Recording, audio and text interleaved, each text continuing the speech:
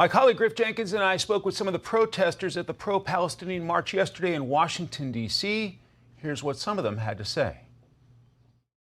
Do you condemn Hamas, or do you support their efforts? Do you condemn 75 years of occupation? That's the answer. You clearly support the Palestinian people. Do you support Hamas? I don't just support the Palestinian people. I am a supporter, and I do support Hamas in their struggle. Hamas did not start anything new. Should Israel exist? There's no Israel. You're from Ohio. Why are you here today? Let everybody hear our voices about hopefully the country stopped aiding, Israel. They're pretty much bombing everything. Then this is not a war. War is a military against military, but this is against humanity, period. Israel is a fascist state. Yeah, and I'm anti-fascist. This is not a problem of October 7. This is a problem of 75 years of suffering, 75 years of massacre after massacre. We are the only probably occupied, it's like enslaved people. All we need is our freedom. The U.S. points to Hamas in Gaza and say they're terrorists. Do you agree? That's unacceptable. Those were thoughts from some of the protesters who marched from Freda Plaza here in D.C. to the White House yesterday. For more on the anti-Israel protests and the Israel war, I'm joined by former U.S. Ambassador to Israel, David Friedman. Mr. Ambassador, welcome. Thanks, Mike. Thanks for having me. So we are seeing the far left turn up its accusations of the Israelis purposefully targeting civilians. Are you seeing any evidence of that, sir? I'm seeing evidence of just the opposite, Mike. I'll give you an example. Last night, there was a big open-air event outside the Al-Shifa hospital, which is the largest hospital in Gaza City. It was sponsored by Hamas. About 1,000 Gazans were there. Hamas sponsored a screening on a big LED screen of kind of the best of their attacks against Israelis, much to the delight of the audience. And this tells us a few things.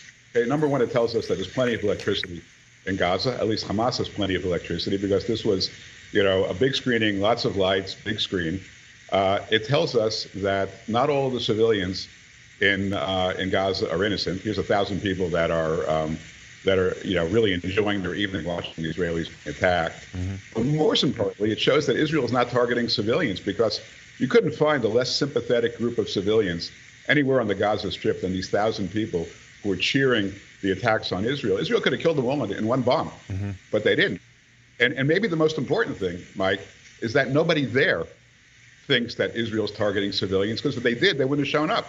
So you have just in that one event, real proof, real evidence that Israel's not targeting civilians. And of course, all these people who are demonstrating, I would doubt that any of them have ever been to this territory. And the fundamental premise that Israel's occupying the Gaza Strip is completely false because, since 2005, when Israel left the Gaza Strip, there hasn't been an Israeli soldier or an Israeli citizen there. It was handed over to the people of Gaza, and they said, build a beautiful place here. It's a beautiful territory, and instead they chose terrorism. The Israeli ambassador to the UN seems quite alarmed by the rise in anti-Semitism. Let's play it.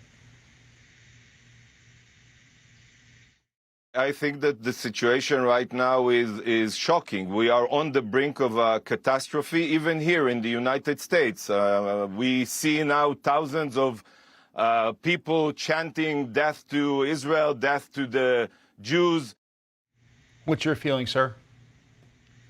Look, I had been saying for years that we need to watch anti-Semitism on the left. It's not just the neo-Nazis. Of course, it includes the neo-Nazis, but it's not just them. And there's rising anti-Semitism on the left in the universities.